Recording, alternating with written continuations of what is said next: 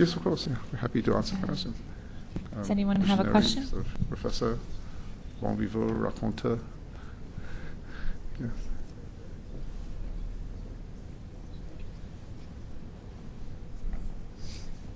I was wondering if there's a rule of thumb in terms of a percentage of the building that has to stay redundant for a skyscraper in order for it to be economically efficient. I noticed that in the earlier schemes that you have built, there are clearly more typical skyscrapers with a little bit of your green infection, whereas the more recent ones are a greater percentage of it is hacked through. And I was wondering if there's a rule of thumb, or is there such an awareness about the green payoff in the end that it's worth it, even if the initial cost is higher? Okay. Well, the work that you've seen here are buildings that have spanned over a period of 35 years. And so the early projects, I had to be very cautious about sort of green the vegetation I put in the buildings. But essentially, ideally, should be equal. The amount of biomass and the amount of inorganic mass should be almost 1-to-1. But of course, you never find a client who will let you do that. And so if we could green as much as we can. Now, obviously, this is just vegetation, and then you have to manage it because there will be other wildlife and things like that which could make things a little bit more complicated. So like a park, park is, if you like, a combination of human-made and natural, and that a park has to be managed. And the other day, one of our clients called me up and says, had an apartment on the 40th floor of the tower that I designed. I said, can I have mosquitoes in my apartment? I said, mosquitoes don't fly up to 40 stories. So he says, yes, I have mosquitoes. And sure enough, one night I said, look, I'll come and observe your apartment and see what happens. And then I spent a whole night there. And I found out the mosquitoes get to the 40th floor through the elevator.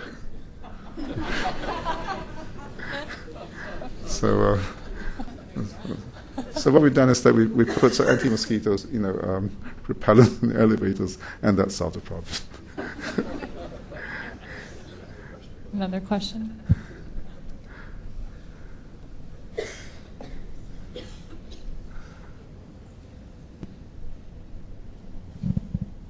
How much of the cost is factored into the overall design? How much does that add to the overall design by going with integrating the green into the building, and is that offset by the energy that's saved? Right, cost. I'm going to let you know that I'm here with my MD, Steve Featherston. Where's Steve? Where are you? Right. Could you stand up, Steve? It's around somewhere. Steve's over there. Steve says I'm not allowed to talk about cost.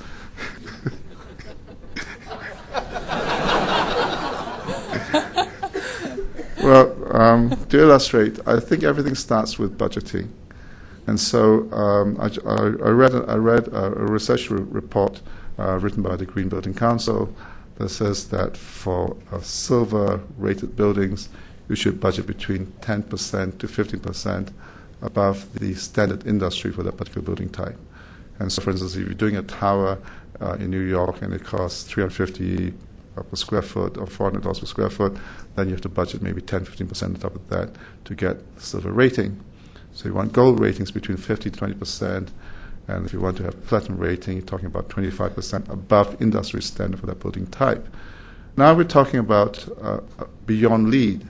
So, for instance, the Cascadia region near Portland have come up with the living building criteria, and that next month, when you go to the AIA convention, the theme would be designing beyond LEED. So if you're going to design beyond LEED, then you're talking about 30% above building budget. So once you have established a budget with a client, then you can sit down with the client and say, look, and look at to what extent, what are the green features we can put in a building in addition to complying with the LEED or the Cascadia criteria.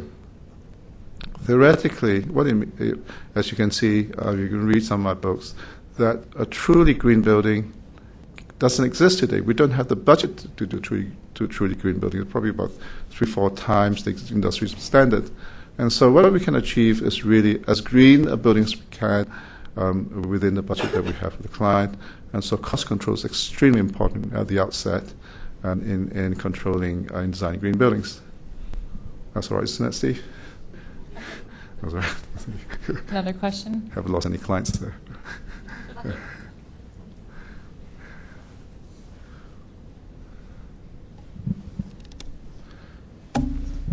I wanted to ask about operations. If you have a garden that is essentially 40 stories tall, Right. do you have to hire a whole crew of gardeners?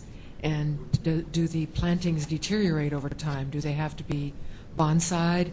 You know, what are the issues? Right, bonsai.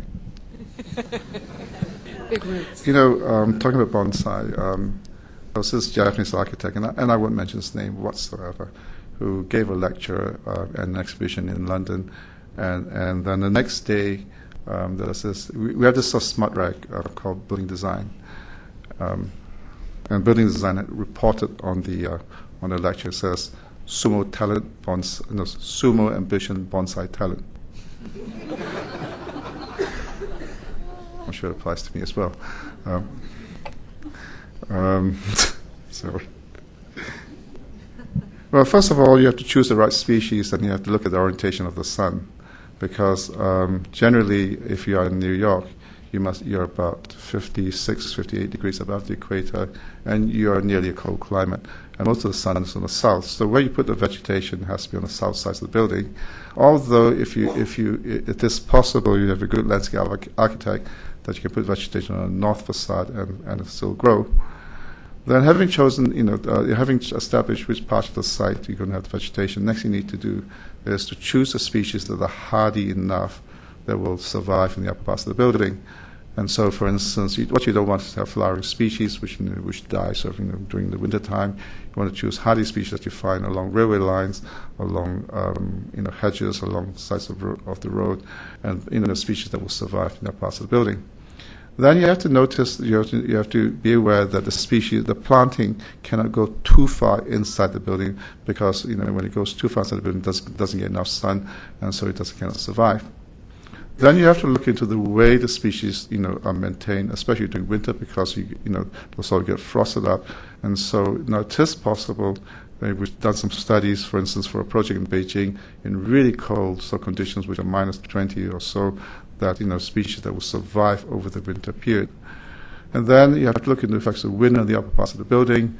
Let's say you have a building which is about 40, 50 stories high. You're talking about maybe 30, 40, 50 meters per second wind speed on the facade. When you have that wind speed and the highest wind gusts, it will rip off the vegetation.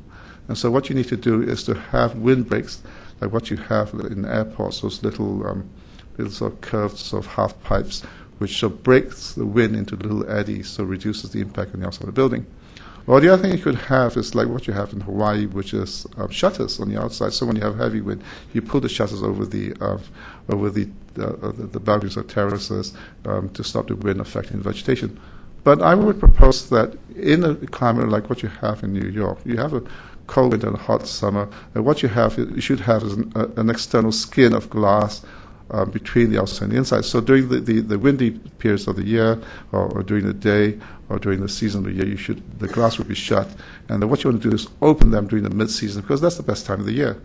And so by increasing the natural ventilation in the mid-season, you extend actually the mid-season into the summer, into the winter, and this reduces the air conditioning demands in the summer and the heating demands in the winter, and also makes these terraces a pleasant place to be in. And so, for instance, in the project we designed in Abu Dhabi, what we've done is that we put all the atriums on the inside, and the vegetation on the inside of the building, and vegetation sort of works its way up within the inside of the building, and that they are not actually exposed vegetation on the outside. But to answer your question, yes, if you want to have a garden, you have to tender it, you have to look after it, and that if you couldn't be bothered to look after it, then don't have it at all. So, if you want to have